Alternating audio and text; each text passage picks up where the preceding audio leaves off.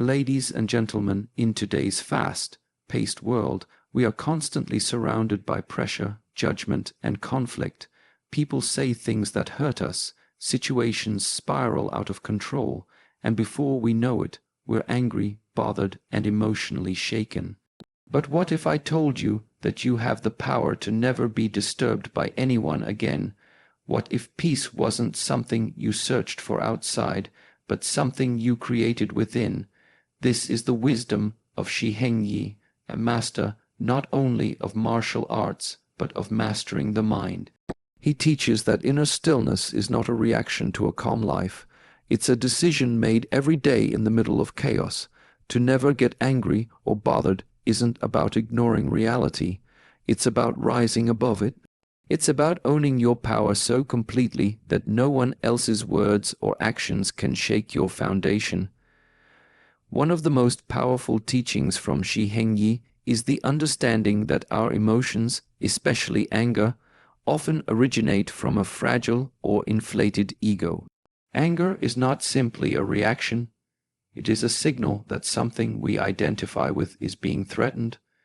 The moment someone says something offensive, gives us a look we don't like, or criticizes our ideas, our ego takes the hit. And in response, we feel the need to defend, argue, retaliate, or prove ourselves. But here lies the truth. You are not your ego, and you are not your emotions. The ego thrives on identity. It clings to labels like I'm right, I'm important, I'm respected, or I'm successful. So when anything contradicts that self-image, the ego resists. It flares up with anger, pride, or defensiveness.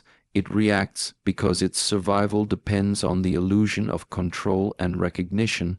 But you, the real you, are beyond all these identities. Shi Heng Yi often emphasizes that we must become the observer, not the reactor. When you watch your emotions arise, without attaching to them, without judging them, without identifying with them, you regain your true power. Instead of saying, I am angry, you begin to say, anger is arising within me. That small shift creates a huge gap between your awareness and the emotion itself. Suddenly, you are no longer being swept away by the tide. You are standing on the shore, watching the waves. This detachment from the ego is not about becoming numb or passive. It's about recognizing that your true self is deeper than any temporary emotional state. It's about realizing that what someone says about you, whether praise or insult, does not touch your essence unless you let it. You stop reacting to every little disturbance because you know none of it defines you. You begin to live from a space of clarity rather than defense. Letting go of the ego doesn't mean losing your identity. It means transcending the shallow ones. You are not just your job, your status, your beliefs, or your image. You are the awareness beneath all those layers. And once you connect to that space, you will find that anger has nowhere to land. It loses its grip. You become calm, not because life is calm, but because you are no longer attached to anything that can be disturbed. When you detach from ego, you stop taking things personally. You realize that most of what people say or do is a reflection of their inner world, not yours. And so, instead of reacting, you remain still. Instead of getting angry, you observe. Instead of trying to win arguments, you win peace. This is not weakness. It is the highest form of mental strength. In the teachings of Shi Heng Yi, one of the most transformative concepts is learning to master the space between what happens to you and how you choose to react. This space, though often subtle and fleeting, is the birthplace of your freedom. Most people go through life reacting automatically. Something happens, someone says something irritating, and the response is instant: anger, frustration, sarcasm, or emotional withdrawal. It's as if they are remote, controlled by the world around them, with no say in how they feel or act.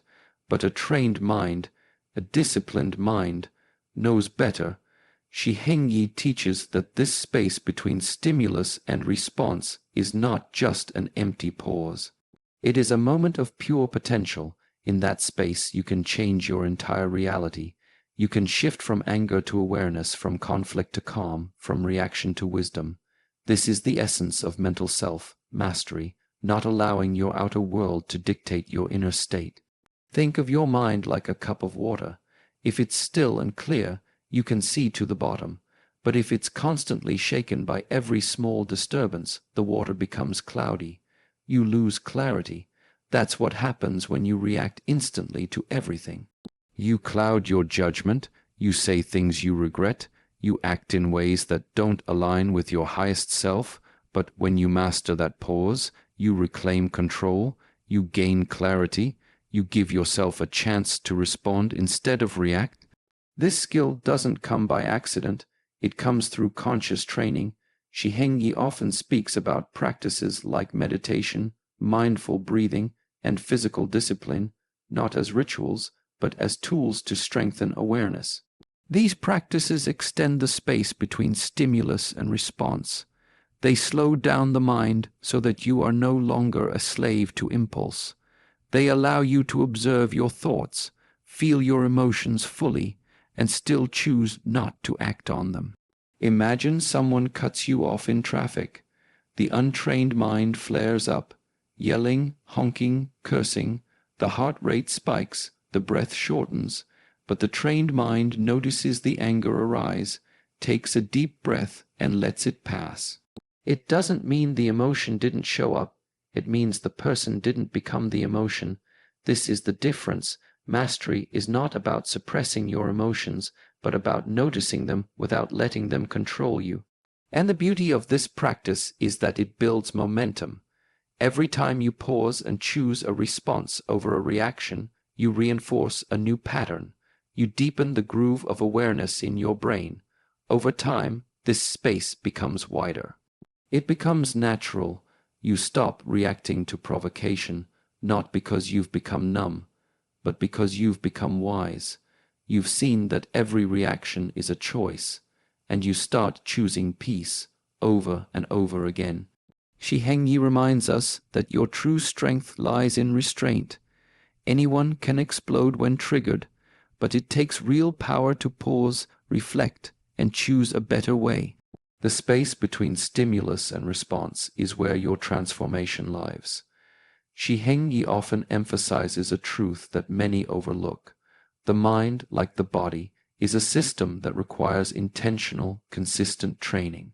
Just as we wouldn't expect physical strength without regular exercise, we cannot expect emotional resilience, inner peace, or clarity of thought without mental discipline. The reason most people get angry or bothered so easily is not because the world is too harsh, but because their minds are too untrained.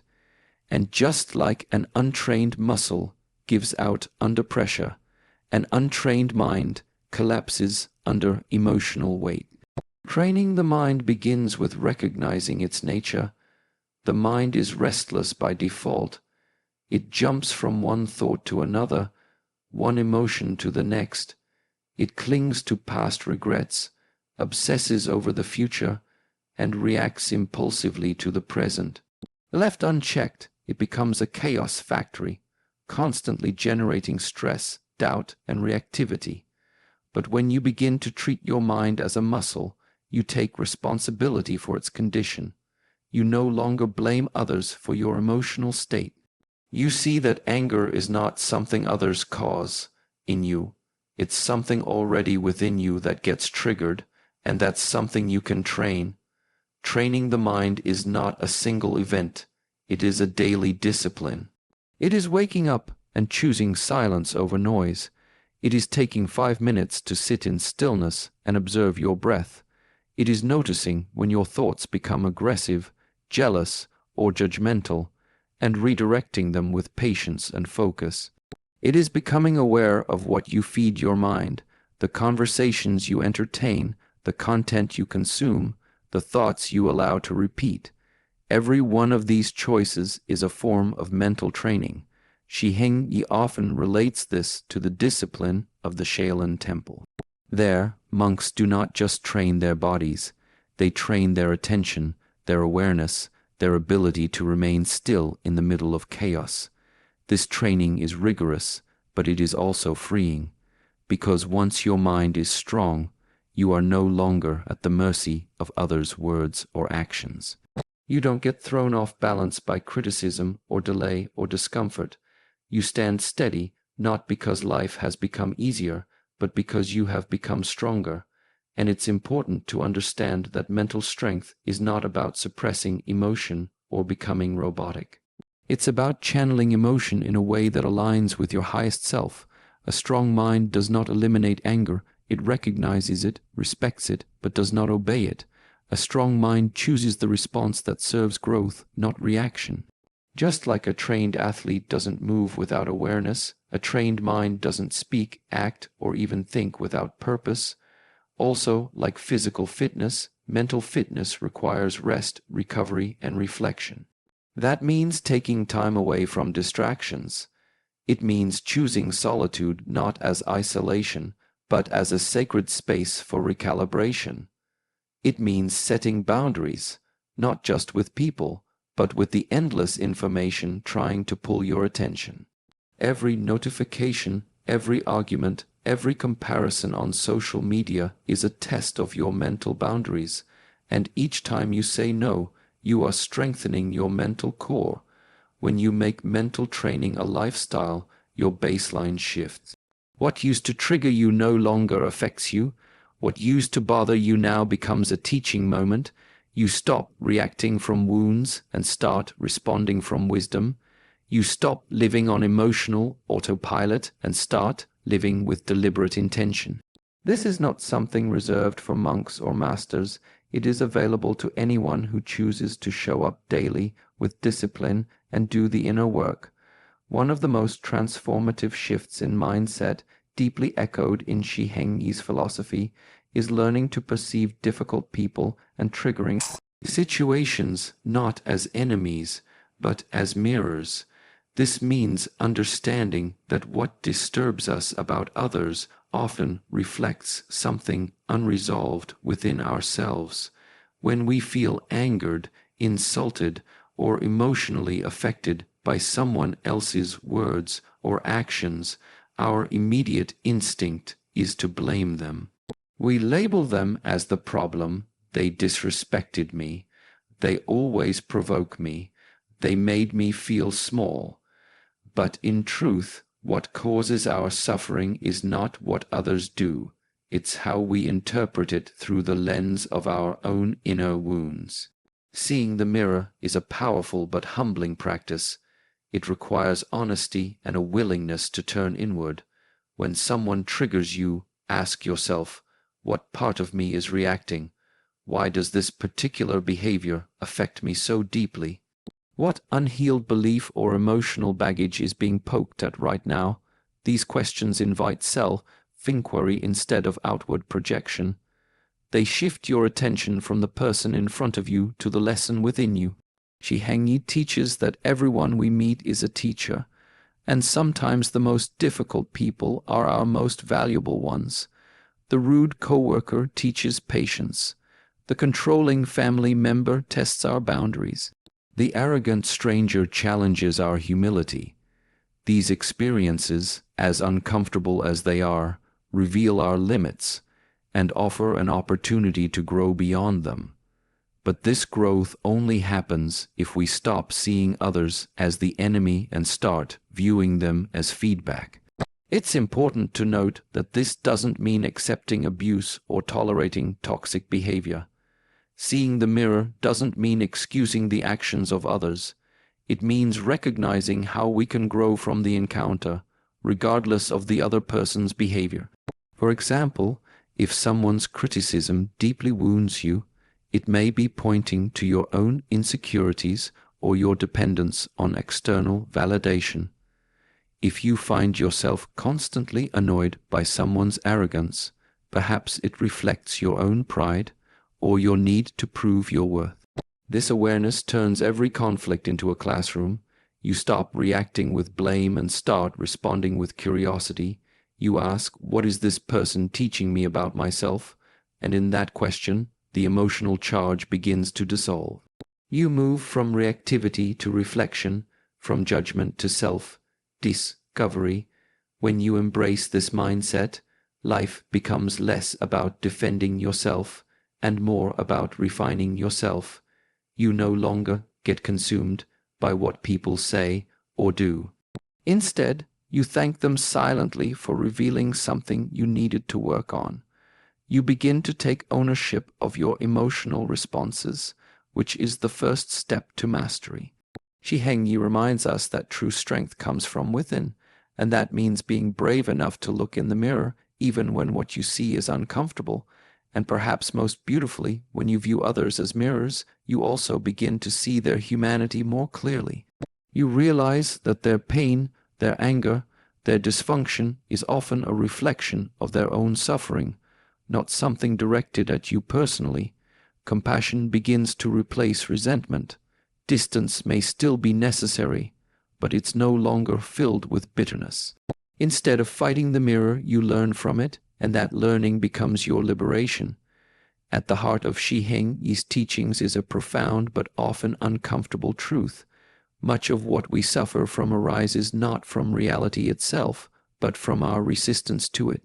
We spend so much of our energy trying to control things that are completely beyond our reach: how others behave, what they think of us, whether events unfold according to our preferences, or whether life goes our way. And every time life deviates from our expectations, we feel frustrated, angry, or powerless. But this suffering is self-inflicted. It comes from our refusal to accept what is. Acceptance is not weakness. It is not giving up. It is not passive resignation. In fact, it is one of the most courageous acts of self-liberation. Shi Heng Yi teaches that acceptance is the beginning of inner peace, not because it changes what's happening, but because it changes how we relate to what's happening. When you stop trying to force the world to fit your ideas of how it should be, and instead open yourself to the reality of what is, you stop creating unnecessary conflict within yourself. Most people live in a constant state of mental tension.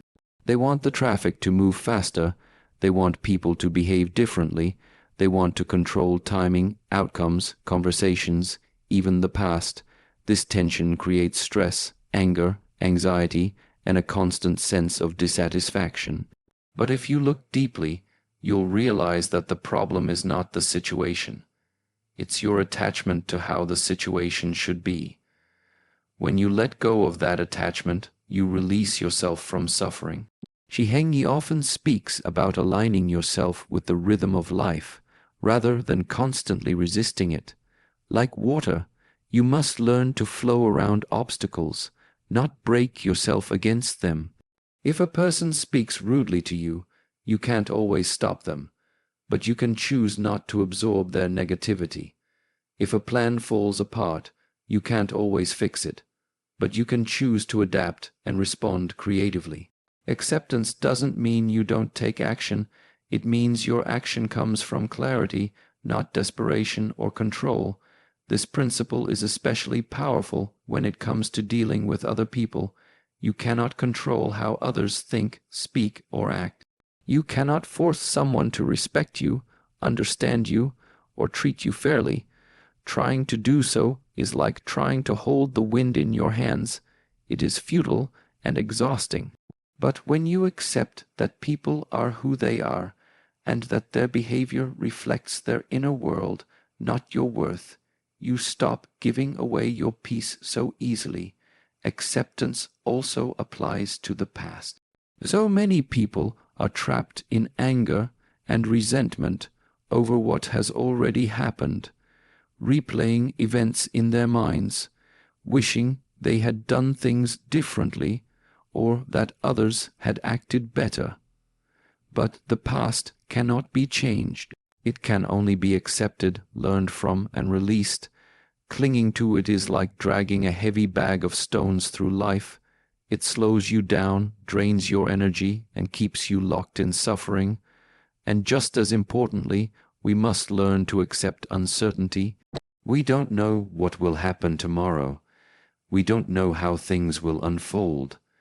The more we try to predict, control, or guarantee outcomes, the more anxious we become. But when we accept uncertainty as part of life's design, we open ourselves to peace. We stop fighting reality and begin trusting our ability to respond to it with strength and wisdom. No matter what it brings, acceptance is not passive. It is active surrender, a choice to release inner resistance and meet reality as it is. It is the foundation of emotional resilience. It allows us to remain still when storms arise. It helps us see clearly when situations go sideways. And most importantly, it protects our energy from being wasted on things that never belonged to our control in the first place. In the ancient wisdom shared by Shi Heng Yi, the breath is not just a biological function. It is a powerful bridge between the body and the mind, between reaction and awareness, between chaos and calm. Whenever we feel angry, anxious, irritated, or overwhelmed, our breath changes. It becomes shallow, rapid, erratic, mirroring the turbulence inside us. Most people never notice this. They move through life disconnected from their own breathing, unaware that they hold, right under their nose, one of the most potent tools for regaining inner control. Shi Heng Yi teaches that when you master your breath, you master your mind. This is why breathwork is a core practice in martial arts, meditation, and ancient spiritual disciplines. The breath is always present, it is always accessible, and most importantly, it can never lie. It reveals the true state of your inner world.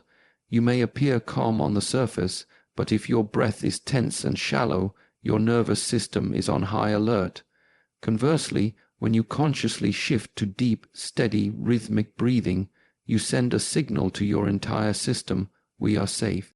We are grounded, we are in control. Learning to breathe through the fire means using your breath as your anchor in emotionally charged moments. When someone provokes you, your body reacts first: tight shoulders, clenched jaw, rising heartbeat. Your mind begins to spin with thoughts of retaliation, defense, judgment, or resentment. This is the fire rising, and this is precisely when you must return to your breath, not to suppress your anger, but to observe it without becoming it. Take a deep breath in through your nose, slow and full. Hold it for a moment, then exhale slowly through your mouth. Do this again and again. What you're doing is not just calming down, you are interrupting the unconscious loop of reaction. You are creating space in the heat of the moment. You are asserting your awareness over your impulse, and in that space you reclaim your ability to choose, not to be controlled. This breathing technique is not a one-time trick. It is a practice. The more you return to your breath throughout the day, during stress, during stillness, during conversations, the more naturally it becomes your default response in times of intensity. Shi Heng Yi often speaks of the Shaolin monks' breathing during physical training and combat. It is slow, intentional, rhythmic, not because they are immune to pressure, but because they have trained themselves to meet fire with presence. The same principle applies to emotional fire. You do not need to suppress it. You need to breathe through it. Furthermore, breath is the gateway to the parasympathetic nervous system, the system responsible for rest, recovery, and clarity. By activating it through conscious breathing, you literally change the chemistry of your body. Cortisol levels drop. Heart rate stabilizes. Your thinking brain regains control from your reactive brain. This is not abstract philosophy. It is biology. Breath is the remote control to your internal state. When you practice using the breath as your first response, not the last resort, you no longer fear anger, discomfort, or confrontation. You know that you carry a tool of transformation within you at all times. You stop trying to manage everything outside of you because you've mastered something far more powerful: your inner rhythm. You become like a calm mountain amidst a raging storm, still, steady, and unshakable, not because the storm doesn't exist, but because you've learned how to breathe through it. At the root of almost every emotional reaction, anger, offense, defensiveness, pride, is one subtle but powerful force, the ego. Shi Heng Yi often teaches that true inner peace begins with understanding and loosening the grip of the ego. The ego is not your true self. It is the false identity that forms around your need to be seen, validated, admired, respected, and in control. It is the part of you that says, "I must be right. They cannot treat me that way. How dare they speak to me like that?" And as long as you are bound to the ego, you will always be vulnerable to disturbance. The ego thrives on external validation and recognition. It measures your worth by how others perceive you. It turns life into a competition, where every disagreement becomes a battle to win, and every insult becomes a threat to your identity. The ego takes everything personally. If someone criticizes your work, it hears you're not good enough. If someone ignores you, it whispers you're being disrespected. The ego translates life through a lens of pride and insecurity, and it constantly demands that the world cater to its fragile structure. Shi Heng Yi reminds us that most of our suffering doesn't come from reality, but from the ego's interpretation of reality. You didn't really lose anything when someone rejected you, but the ego says you've been diminished. You weren't truly harmed when someone cut in front of you, but the ego says they don't value you, and so anger arises, frustration ignites, you react, not to the event itself, but to the meaning your ego assigned to it. To rise above this, you must first observe the ego in action. Watch how quickly it wants to speak when challenged. Notice how deeply it clings to being right. Pay attention to how easily it feels insulted. And then choose to step back, not from weakness, but from wisdom. When you detach from ego, you reclaim power over your emotional state. You no longer feel the need to defend every opinion, to correct every wrong, or to prove your worth through confrontation. Detachment doesn't mean you don't care.